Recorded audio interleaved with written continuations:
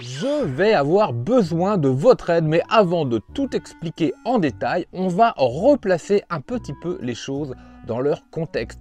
Vous le savez, vous êtes collectionneur de manga, vous en avez déjà entendu parler et inévitablement, l'appli Manga Collect qui va permettre le référencement de votre collection, de faire le planning avec les nouveautés, avec la globalité des titres qui sortent, avec votre liste personnalisée. Vous avez également la PAL et il y a l'onglet qui nous intéresse le plus aujourd'hui pour la vidéo, ma liste d'envie. Je vous lance un défi générique.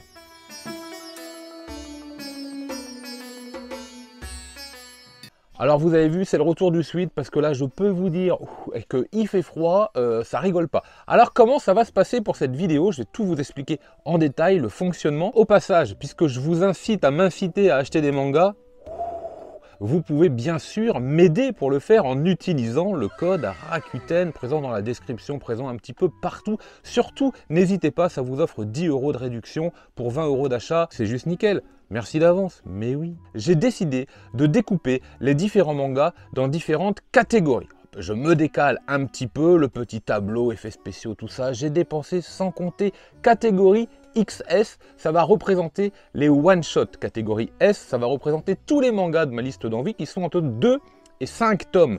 Oh, ça fait référence aux tailles de vêtements, je ne suis pas allé chercher très loin. Pour le M, ça va faire les mangas qui sont entre 6 et 12 tomes. Catégorie L, ce sera du 13 à 25 tomes et on passera en XL, au-delà de 26 tomes et plus en fait, tout simplement.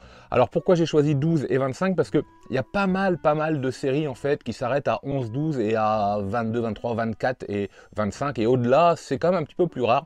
Donc j'ai de façon très arbitraire décidé de sectionner un petit peu comme ça les différentes catégories.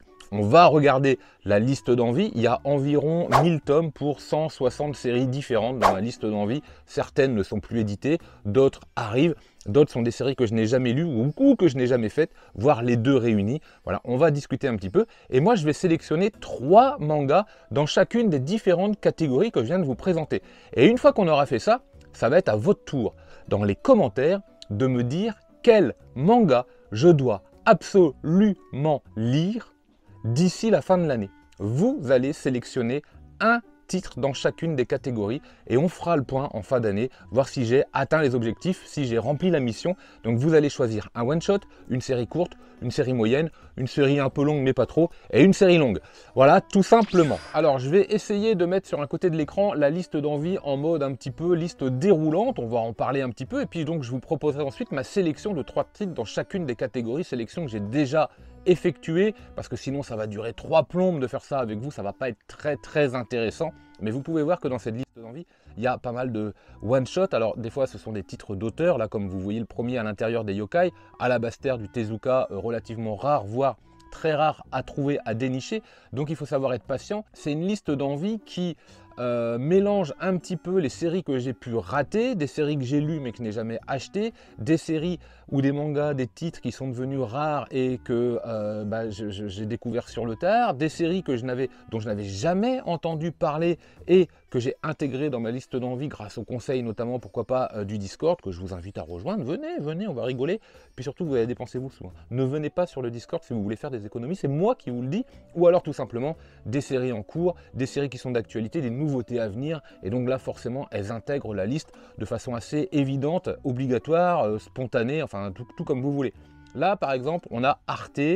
Ça, c'est un titre qui m'intéresse énormément. Biomega, Blessure Nocturne, j'aimerais beaucoup le lire. Blue Giant Supreme. J'ai trouvé le moyen de prendre les premiers tomes de Explorer et je me suis planté en fait. Donc peut-être que celui-là, je peux vous dire, on va déjà le cocher.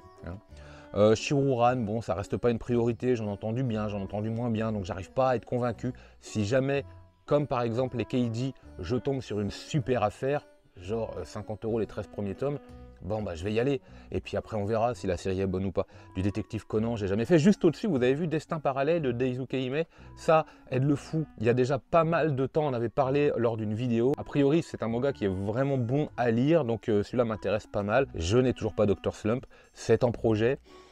Quand? Je sais pas. Il y a des auteurs, comme je vous disais, que je découvre, notamment du Kamimura, que vous allez retrouver relativement souvent, puisque c'est un auteur que j'ai découvert vraiment sur le tard, il y a encore 6 mois, je l'avais jamais lu, tout simplement. Vous avez pas mal de mangas également qui ont toujours été un petit peu mystérieux avec moi, comme Goyo, comme Le Pavillon des Hommes, des titres qui sont relativement introuvables et dont on espère des réimpressions avec l'auteur par exemple de H2. Là, lui, effectivement, Adachi, bon, ça coince un petit peu. Happy que j'ai pas, d'Urasawa, ouais, je sais, je devrais, mais bon, c'est comme ça. Atto, j'ai raté le tome 3 il n'y a pas si longtemps et je m'en mords les doigts, mais enfin bon, tant pis. Homunculus qui, manifestement, devrait arriver, mais on ne sait pas quand. Ichi the Killer, là aussi, ça serait pas mal. Isabella Bird, je suis Shingo. Je voudrais tuer par une lycéenne, on en a parlé il n'y a pas si longtemps. Et peut-être il va intégrer les rayons de la Mangatech ici dans pas si longtemps. Kazane de Gutanabe, celui-ci, ça m'interpelle, il m'interpelle. Voilà, vous voyez pas mal de titres, hein. Alors l'île des Téméraires, ça a l'air excellent.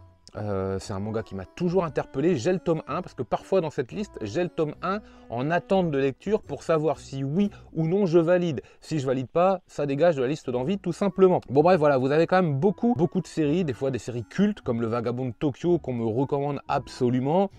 Des fois des titres beaucoup plus de niche, beaucoup plus intimes comme Les Temps Retrouvés, comme Lorsque nous vivions ensemble par exemple, des titres complètement impossibles maintenant à trouver dans leur intégralité, sauf dépensant des sommes absolument mais dingo. Là je pense à Mayway, donc Mayway ce serait bien tout simplement de pouvoir les lire, pouvoir remettre la main dessus. Bon, on verra peut-être, hein. Des séries que j'aurais aimé faire, aimé commencer, mais dont la fin ou la suite en tout cas n'apparaît pas. Par exemple, Me and the Devil Blues, par l'auteur de Prison School, ça a l'air génial. Mais 4 tomes sur, on ne sait pas puisque c'est arrêté, donc ça c'est bien dommage.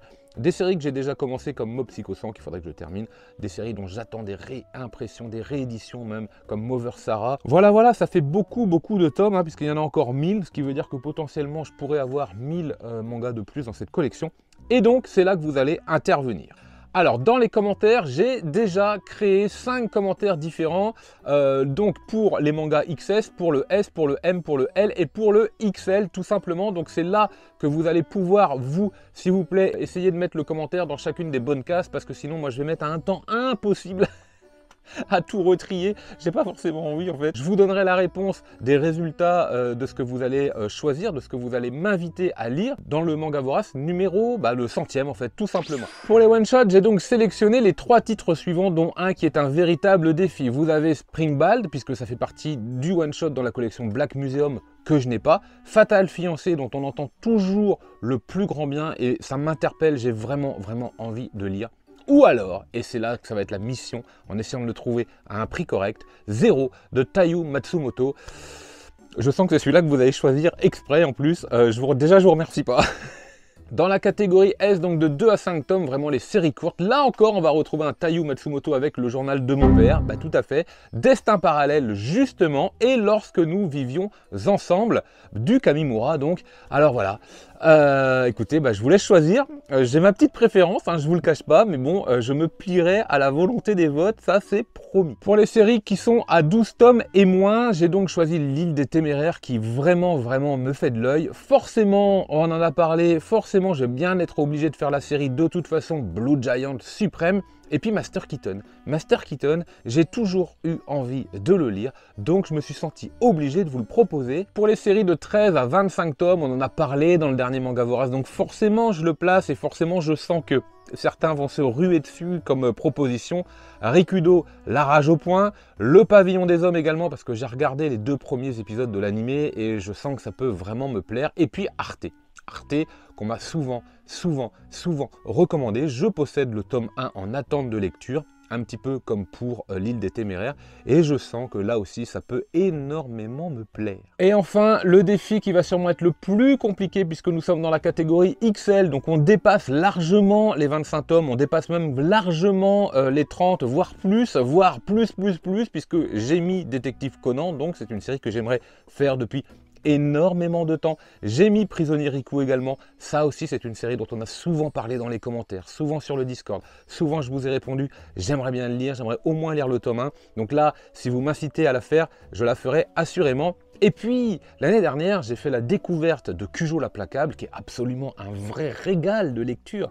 Donc, j'ai envie de lire l'autre série de l'auteur. Et l'autre série de l'auteur, je l'ai jamais lu, c'est tout simplement Ushijima en une quarantaine de tomes, je crois. Un titre collection Big Kana, excellente collection. Je sens que ce manga-là aussi, je peux me régaler. Donc lâchez-vous là aussi en com si vous voulez que ce soit ce titre-là. N'hésitez pas à voter pour lui. Voilà, donc c'était mes 3 propositions dans chacune des catégories. C'est à votre tour de jouer. Dans 10 jours, on fera un petit peu le point. Je vous présenterai les résultats et j'aurai un an, exactement un an, pour réaliser ce défi. Pourquoi j'ai fait cette vidéo? En fait, tout simplement, je me suis dit, plutôt que de courir sans arrêt après des nouveautés, regarde un petit peu dans le rétro aussi. Il y a énormément de séries qui sont excellentes, que je n'ai jamais lues. Là, c'est l'occasion de vous faire participer. Voilà, donc surtout, faites-vous plaisir dans les commentaires et votez pour votre série. En attendant les résultats, lisez plein de mangas. Et moi, je vous dis...